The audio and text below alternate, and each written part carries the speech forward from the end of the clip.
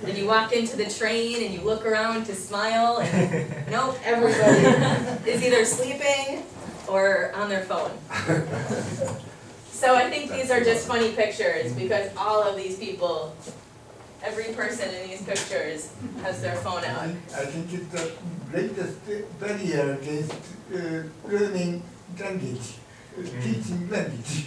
A barrier to learning language? Yeah, but I have a teacher of English in high school. Oh. So I hate So exactly, you can hate social media and you can hate that everybody is on their phone, or you can accept it and realize that it is a reality and everybody uses their phones, and it can be good or bad. So I have been finding more often in Japan that it has been bad for me because it disconnects me from people. Like, instead of building relationships with people, because I can't communicate in Japanese, I just turn to my iPad and talk to my friends back home and say, I'm very lonely. I'm surrounded by all these people, but I'm very lonely. Anyway, so there's a phone culture in Japan, and in Japan from 2011 to anticipated 2017, this is how many users of social media. So every year, there are more and more users of social media. So this year, 52.7 million users. By 27, 55.7 million users of social media. So, I forgot about this slide. So, in Japan, 75.2% of the population uses mobile phones, which I'm very surprised. The United States, only 43.7%. And I should know, is this? EU. Yeah, you're EU, that's what I thought. I was like, 38.5%. So, Japan, a lot of people have phones, but how are people using their phones? Are they playing games? Are they using Line? Are they being civically engaged? Are they volunteering or doing community service, civic engagement, or volunteerism, or activism on their phones? How are people using their phones? What the three markets mean? What are the three? So the three markets, Japan, United States, and EU. In that sense, okay. So most connected. I do not have a phone in Japan, so it's very strange. I have my iPad with pocket Wi-Fi, but I don't have a phone, and everybody's like, you don't have a phone? What do you do? I'm like, I don't have friends, I don't have people to call. I have nobody to call. So we are just going to take a few minutes for you to talk with the person next to you. How do you use social media, if you do? Do you blog? Do you post pictures? Do you use chat? Yeah, so do you use maybe Google+, Facebook, Twitter? So if you could chat, if you could talk with the people next to you for just a few minutes about how you use social media. If you do use social media, how do you use it? Okay? Let's discuss together. Do you use social media?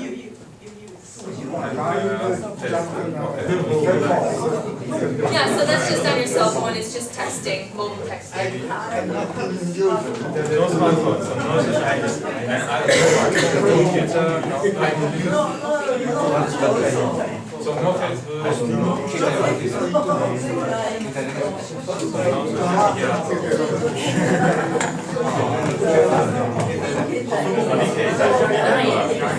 Or the side.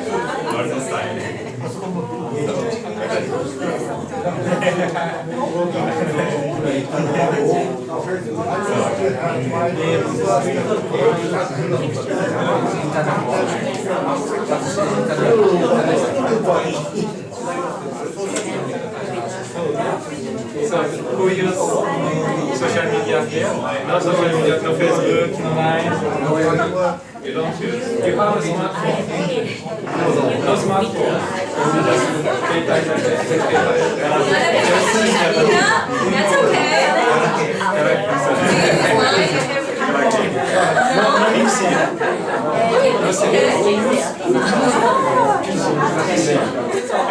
Just mail. That's okay, that's okay. No mixing. I think we. So you have just a mobile phone? 10 years ago. Do you use Line? No?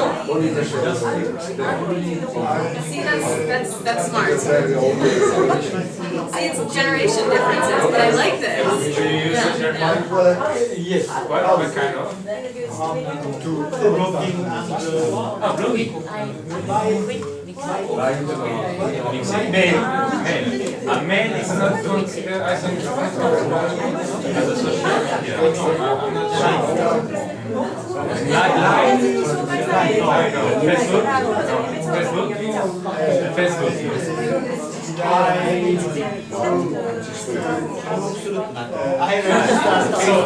But you don't use it. What about you?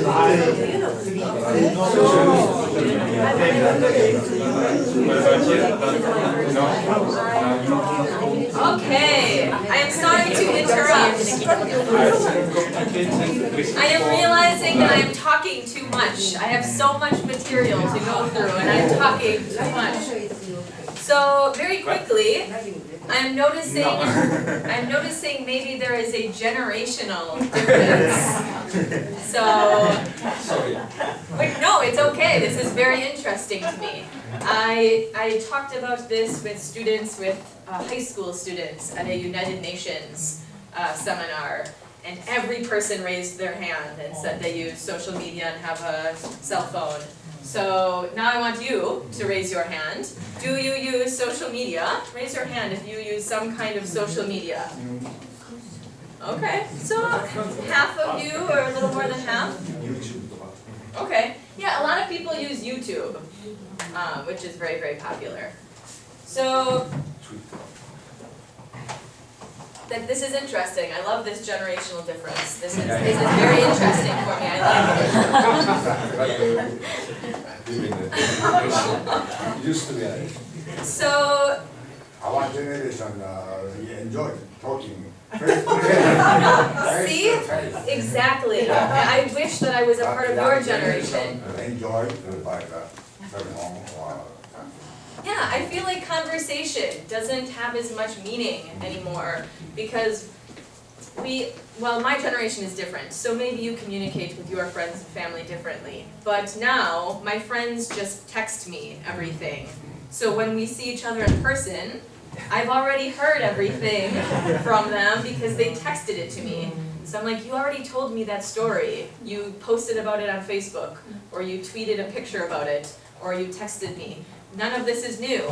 So it makes me sad because now that I live here and all of my friends are in America, almost all of our interaction is through social media.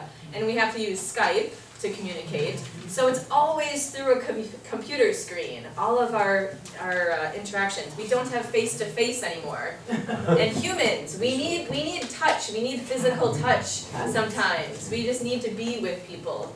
So sometimes it's very difficult when you have a screen in between you. So I wanted to talk about a few different, social movements. A few different social movements that have become very popular because of social media. So have any of you heard of the Arab Spring? Yeah? Yes, so in a lot of different countries. So it happened between December 18th, 2010 to present. And so you can see, we've got a sign that says Facebook. So you can see all of their signs. The Egyptian Social Network, Facebook, and revolution tools. So tools for revolution, not a machete, not an AK-47, but Twitter and Facebook are now the tools to start a revolution.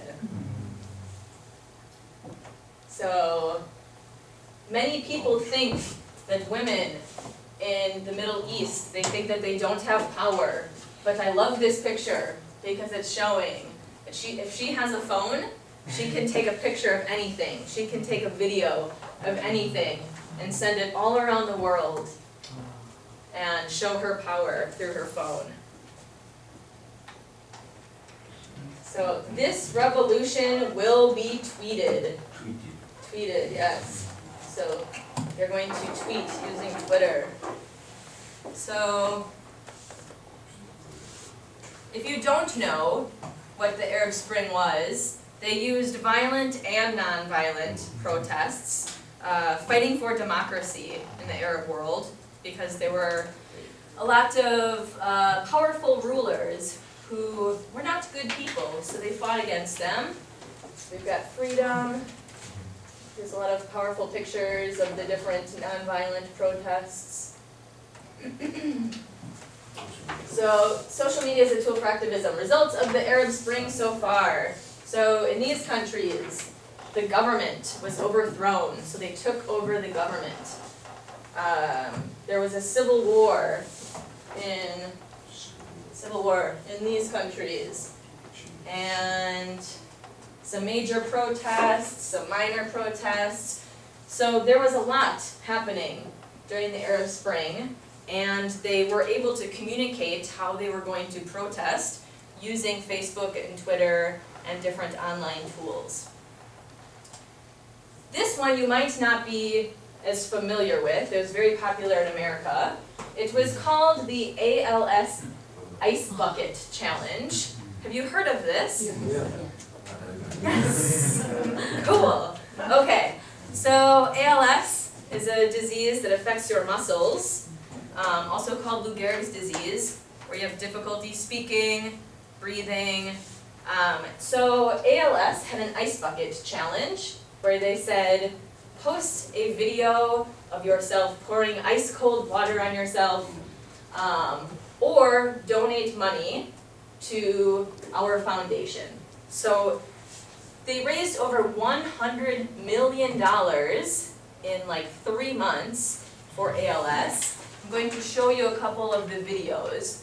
There were 2.4 million videos on Facebook of ice bucket challenges. So Bill Gates did one.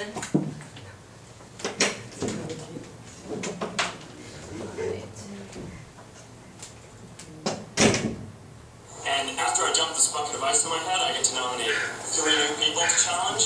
So I'm going to challenge Bill Gates, my partner in Facebook, Sheryl Sandberg, and Netflix's founder and CEO, Reed Hastings.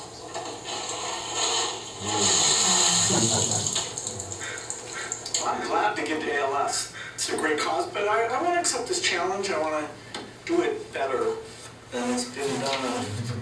Been working on this, you know, got this design. There we go. Yeah. It's gonna be great.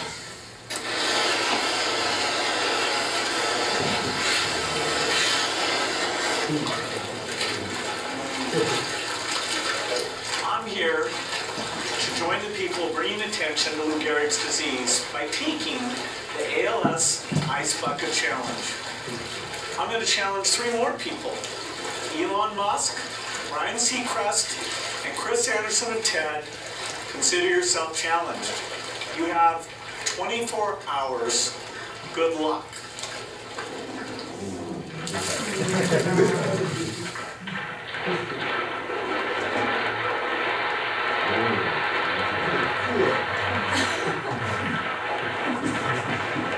Okay, so there's Bill Gates' video.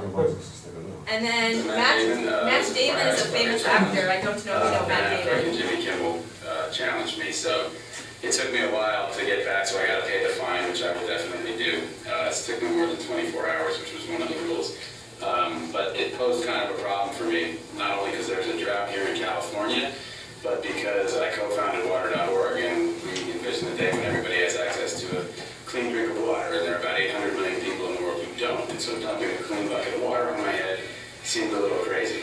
So we also want to bring adequate sanitation to the 2.4 billion people on planet Earth who don't have it, so I thought a good thing to do to kind of tie those things together would be to take some toilet water, This is truly toilet water. Various toilets. And now, for those of you like my wife who think this is really disgusting, keep in mind that the water in our toilets in the West is actually cleaner than the water that most people in the developing world have access to. So as disgusting as this may seem, hopefully it'll highlight the fact that this is a big problem and together we can do something about it. So I'm happy to take the challenge.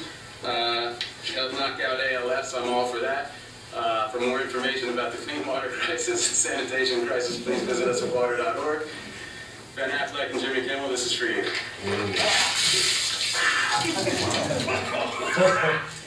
Yeah. Yeah, let's go. God, man. Oh, I got it. Oh, yeah. George Clooney. George Clooney, my favorite actor. Bono, my favorite music. Okay, so.